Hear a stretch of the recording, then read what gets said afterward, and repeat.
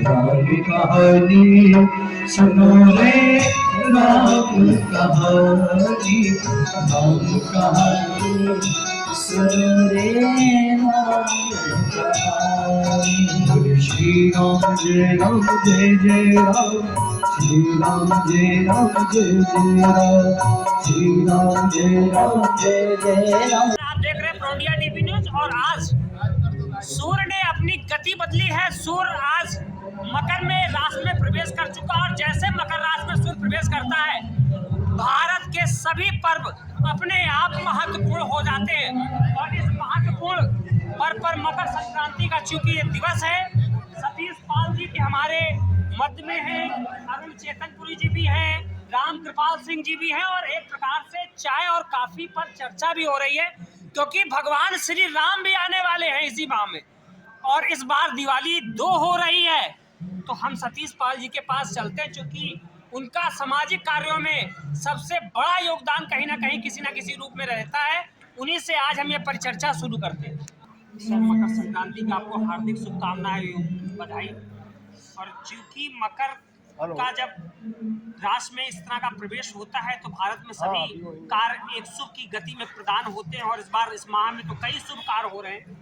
क्या कहना चाहेंगे इस मकर संक्रांति पर?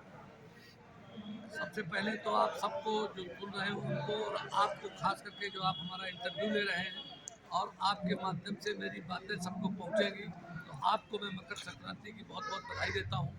और मैं जहां आया हुआ हूं बाबू सिंह जी के यहाँ जो सुंदरकांड हो रहा है, उनको भी बहुत बहुत बधाई देता हूं। हमारे बीच में हमारे बहुत ही यहाँ इस कानपुर महानगर के और आसपास के जो सबसे समाज सेवा उसमें काम करने वाले संत, जिनको अरुण चेतनपुरी जी साहब कहते हैं, उनके चरणों में प्रणाम करते हमारे बगल में बैठे हुए हैं, उनको भी बधाई देता हूँ। सब पर समस्त जितने भी जनता जनार्दन और जहाँ तक मेरी आवाज़ जाए, उनको मैं सबको मकर संक्रांति की बधाई देता हूँ।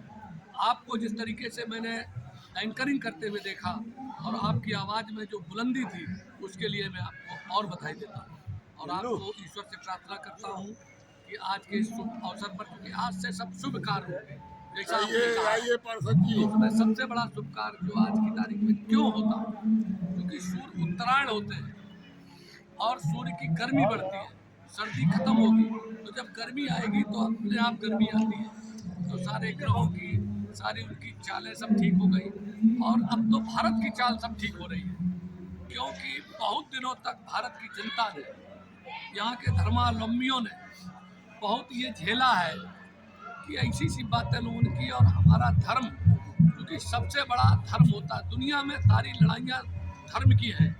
जब मुगल भी आए तो उन्होंने इस्लाम बढ़ाया, यहाँ पर कोई इस्लामी आदमी था नहीं, सब ये इसी देश के लोगों को उन्होंने मुसलमान मतलब इस्लाम धर्म ग्रहण करा करके आज वही लोग अपने भाइयों से लड़ रहे हैं।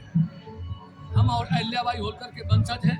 उन्होंने जो औरंगजेब ने 4500 मंदिर जो गिरवाए, उन मंदिरों को 2000 मंदिरों को रानी अहिल्याबाई होलकर ने बनवाया।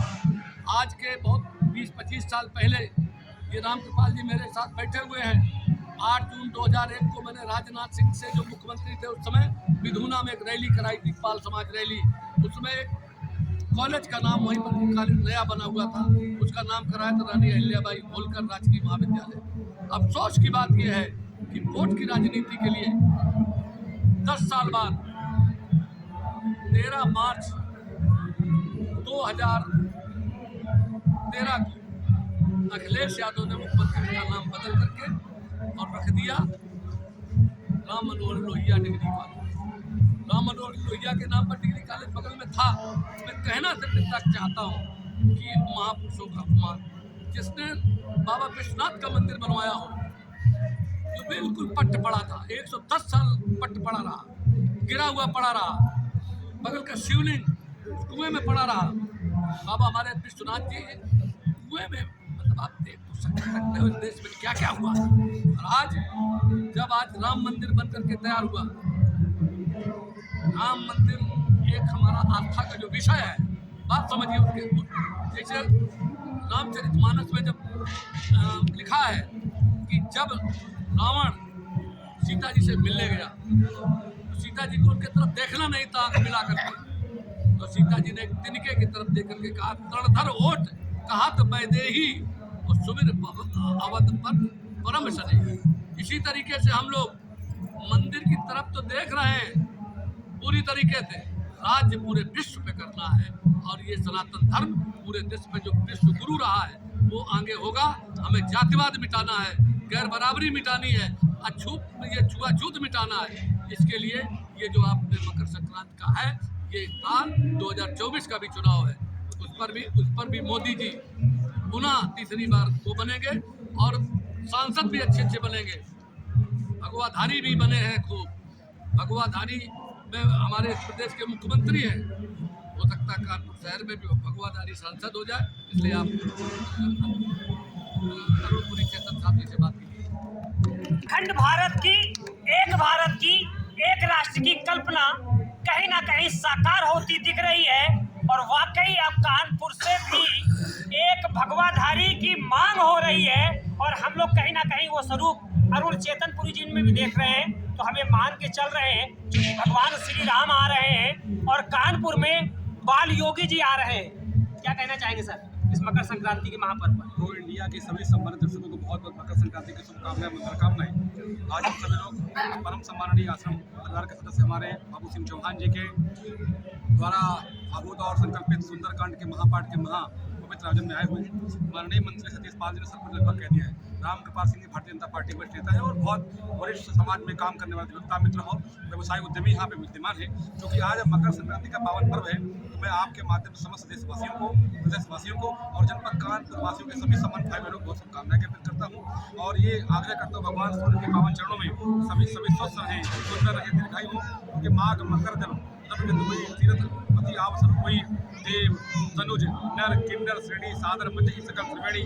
सभी लोग अत्यंत समर्पित भाव से आज तक त्रिवेणी का जलपान करते हैं। आज यहाँ त्रिवेणी एकत्र हुई है। एक तो धार्मिक वातावरण है, एक तो राजनीतिक लोग भी उपस्थित हैं और व्यवसायी लोग, उद्यमी लोग भी उपस्थित होते हैं। त्रिवेणी भी यहाँ बन रही है और हम सभी लोग अत्यंत आध्यात्मिक और धार्मिक अनुभूति में अपने आप को आ रही बात राम मंदिर की, तो हम सभी लोग माननीय नरेंद्र मोदी भारत के जो मुखिया हैं और जो प्रदेश के मुखिया मुख्यमंत्री जी हमारे जो कि महंत भी संत भी हैं, उनके नेतृत्व में बहुत आगे प्रदेश और देश जा रहा है और भव्य से भव्यतम मंदिर बन रहा है। उसकी शुभकामनाएं ज्ञापित करते हैं। आने वाले 22 तारीख को आपके माध्यम से जनमानस को आग्रह करते हैं कि भव्य से भव्यतम दीपावली मनाइए। अपने अगल बगल असहाय है, पीड़ित, प्रताड़ित, कमजोर, वंचित, शोषित और जो अर्थ से हीन व्यक्ति है उनको कुछ अर्थ दीजिए, वो दीपक घी दे दीजिए ताकि उनके यहाँ भी सुंदर से दीपोत्सव का आयोजन हो सके। बहुत बहुत धन्यवाद सम्माननीय पांडे जी और पुनः आपके दर्शकों को बहुत बहुत शुभकामनाएं। और एक दीप जलाए, एक हाथ से दूसरे हाथ तक पहुंचाएं और अखंड भारत को एक विश्व की ऊंचाइयों पर पहुंचाएं। राम कृपाल सिंह जी भी विगत कई वर्षों से निरंतर एक कार्य कर रहे हैं। एक राष्ट्र, एक गान, एक अभियान पूरी तरह से उन्होंने छेड़ रखा था और कहीं ना कहीं हम लोग भी उसी का एक संयोजक हैं। जब तक उन तक हम लोग अपनी बात ना कहें या उनके मुखार बिंदु से हम इस अखंड भारत को एक नई रूप में ना देख पाएं, तब तक कहीं ना कहीं कल्पना हमारी अधूरी है। क्या कहना चाहिए?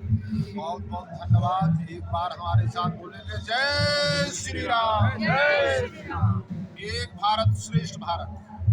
ईश्वर ने प्रकृति में हमें मानव जाति ने उत्पन्न किया। हमारी जाति मानव जाति, हमारा धर्म, राष्ट्र, हम सब भारत एक राष्ट्र, एक ध्वज, एक देश की कल्पना को लेकर आदरणीय प्रधानमंत्री नरेंद्र भाई मोदी जी ध्वज लेकर के निकल पड़े हैं। जो ऐतिहासिक कार्य होते दिख रहे हैं, चाहे धारा 370 हो या माननीय राम मंदिर जी, मंदिर की भी प्राण प्रतिष्ठा 22 जनवरी को हो रही है। संतों के हाथ में जब राजनीति जाती है तो वास्तव में एक पूज्य कार्य के लिए बन जाती है।